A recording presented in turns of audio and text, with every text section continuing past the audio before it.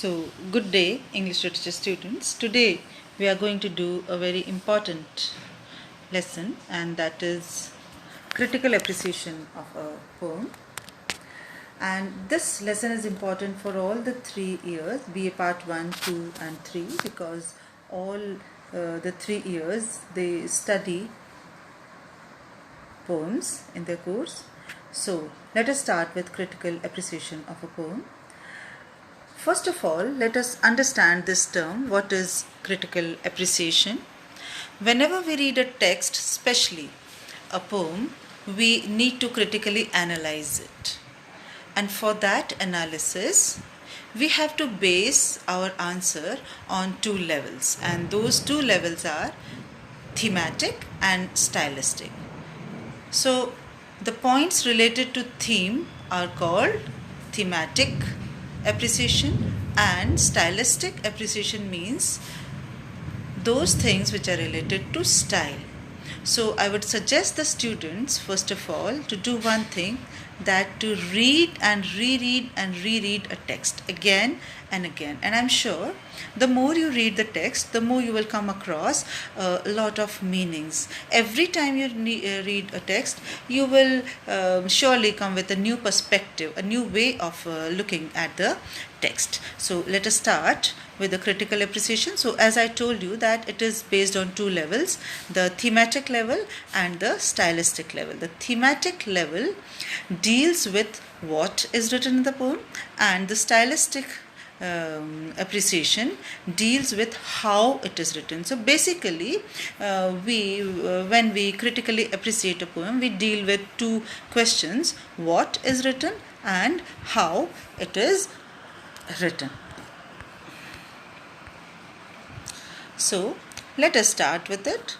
And the first point of the critical appreciation is that you have to give a small introduction of the poet. It should not be longer than 3 to 4 sentences, and we have to shortly introduce the poet. We have to give his name, and if he is conferred with a title or a pen name, then we have to mention it. For example, while writing about Shakespeare, we can say that he is known as the Bard of Avon, and while dealing with Spenser, his pen name is Poet's Poet, and Wordsworth is known as the High Priest of Nature. So whatever name or titles are conferred to those poets, we have to mention it, and we have to mention the era in which the poet lived and write. For example, if the poet belongs to the Elizabethan era or the Romantic era or the modern era or Victorian era, we have to mention it. If any poet is conferred with poet laureateship, you have to give it. So this introduction of the poet includes the name, era, title, pen name, or if he is conferred with poet laureateship, then we have to mention it. Second point is introduction to the poem. This is also a short introduction of the poem, and in this point, we have to mention the anthology or collection from which the poem has been taken, and the date of publication, or if there is any special worth mentioning point about the poem, we have to mention it. Then comes the point, genesis of the poem. Genesis means the origin.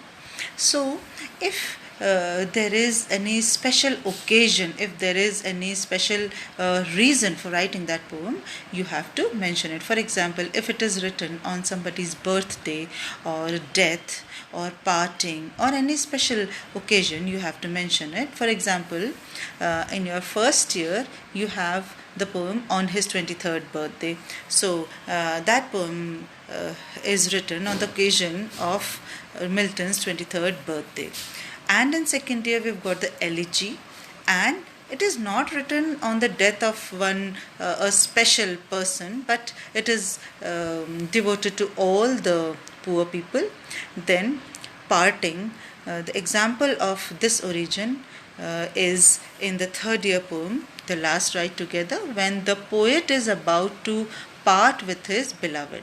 So I hope you understood this poem, this point, and this point is not necessarily applied on all the poems. There may or may not be any special occasion of writing the poem. Then comes the theme of the poem. Here also you have to shortly mention the basic central idea or the thought of the poem, what the poem deals about, in just 2 to 3 sentences. For example, Go and Catch a Falling Star is a generalization about the poet, that he generalizes that there can be no lady who is beautiful as well as loyal. Thoughts in a Garden, the poem. What is the central theme of the poem? He is dealing with the God-made garden, that is nature. So in this point you have to mention the central idea or the basic thought of the poem. Then comes the mood of the poet. The mood of the poet.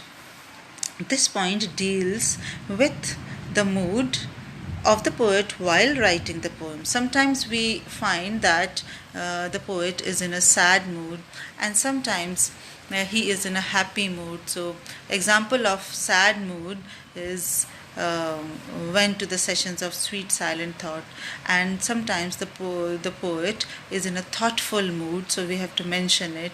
Reflective mood, when he reflects on his past life, and then contemplative mood, when he contemplates, and complaining mood. Example of complaining mood is Ice and Fire. Ice and Fire is a soft complaint against his beloved, and the poem Go and Catch a Falling Star is a very sharp and pungent complaint. So I hope you understood the mood of the poet.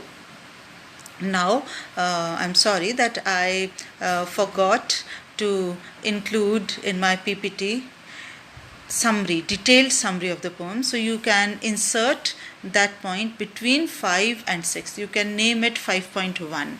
And that point is detailed summary of the poem.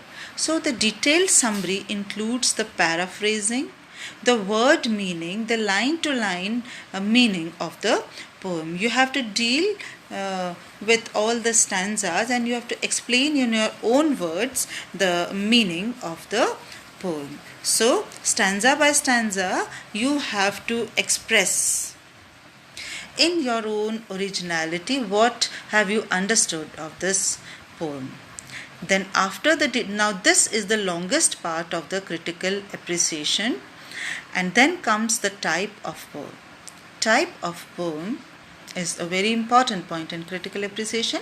You have to mention what type of poem you are dealing with, whether this poem is a sonnet, or is it an ode, a lyric, ballad, elegy, dramatic monologue, blank verse, or a free verse, or is it a mock epic. So you have to mention the type of poem. Then comes the rhyme scheme. Now the rhyme scheme depends on the type of poem. For example, if the poem is Shakespearean sonnet, then the rhyme scheme would be A-B-A-B, C-D-C-D, E-F-E-F, and G-G. And if it is a Miltonic or Petrarchan sonnet, the rhyme scheme would be A-B-B-A, A-B-B-A, C-D-E, C-D-E. Now, rhyme scheme is when the end words of each line rhyme with each other. If the last word of the first line rhymes with the last word of the second line, so the rhyme scheme is A-A. And if the last word of the first line rhymes with the last word of the third line, then, and if the second line and fourth line matches, the rhyme scheme would be A, B, A, B. Then again there are regular and irregular rhyme schemes. All the poems do not have regular rhyme schemes. Some may have irregular also. And then there are blank verse and free verse. These poems do not have a rhyme scheme at all. So whatever is the case with the poem, the poem you're dealing with, you have to mention accordingly. Now, a very important point in critical appreciation is literary features. Literary features means the figures of speech employed by the poet to make the language of the poem beautiful. So you have to dissect a poem as the science students dissect a frog or a lizard. They dissect it, they cut it, and they discover the parts, the body parts. And you have to discover the literary beauties of a poem in this point. You have to look out for simile, metaphor. What are simile and metaphor? Simile and metaphor are comparisons between two dissimilar things on the basis of one or more common characteristics. And the difference is that simile compares on the basis of the words like and as, and metaphor does not use like and as. Then alliteration. Alliteration is the repetition of similar consonant sounds. And hyperbole. Hyperbole is exaggeration, hyperbole. Conceit, paradox, onomatopoeia, oxymoron, antithesis, transferred epithet, personification, etc. So you have to find out these literary features or figures of speech in a poem, and you have to mention it while doing the critical appreciation. Then comes the diction. Diction. You have used dictionaries. Now, what do you find in dictionaries? Dictionary is comprised of words and words and words. So, diction also means words. Diction means words and terms. So, you have to pay attention to what special type of words have been used in this poem. Words or terms. Sometimes you find that words or terms from a particular field have been chosen. For example, from the legal field, law. Words which are used in the language of court, in the language of law. If those words are used in a poem, we say that this poem contains legal diction. For example, in the poem Shakespearean Sonnet, When to the Sessions of Sweet Silent Thought, we find legal diction. And some of the examples of legal diction or legal words are summon, session, expense. Now we say that these words are used in the language of law. So we say that this poem contains legal diction. Then sometimes we find that words from agriculture have been used. For example, sickle, crop, field, farmer, oxen. So we say that this poem contains agricultural diction. And sometimes there is astrological or historical diction. And we also find that some poets used Old English words, old or archaic words like thee, thou, thy, goeth, showeth, cometh. So if we find such words, we will mention that this poem has used old or archaic language, archaic words or diction, Old English words. And we can also mention the use of monosyllabic words and polysyllabic words. Now, what do you mean by monosyllabic and polysyllabic words? What is a syllable? First of all, syllable is the unit of speech. Whenever we speak a word, if it contains more than one syllable, we have to break it in order to speak it. For example, if I say college, I have to break it into two units, call and age. So we will say that this word contains two syllables. So those words which contain one syllable are known as monosyllabic. Monosyllabic, for example, I, we, you, go, sit, come, down. And there are polysyllabic words which contain more than one syllable. Then comes the point comparison and contrast. If we find that certain idea or language or the central theme of a poem can be compared with some other poem by some other poet or the same poet, we can compare it. And if we find that the ideas, language, and central theme of this poem can be contrasted or are in opposite with the other poets' ideas and other poems' ideas, language, and central theme, then we can give this point comparison and contrast. So I will explain you with the help of one example. We can compare ice and fire and go and catch a falling star. So what is the point of comparison? Both the poems are complaints of the poets against their beloved. So ice and fire is also a complaint against the beloved, and go and catch a falling star is also a complaint against the beloved. But the point is based on contrast. So the comparison is that both are complaints. But what is the contrast? That ice and fire is a soft complaint.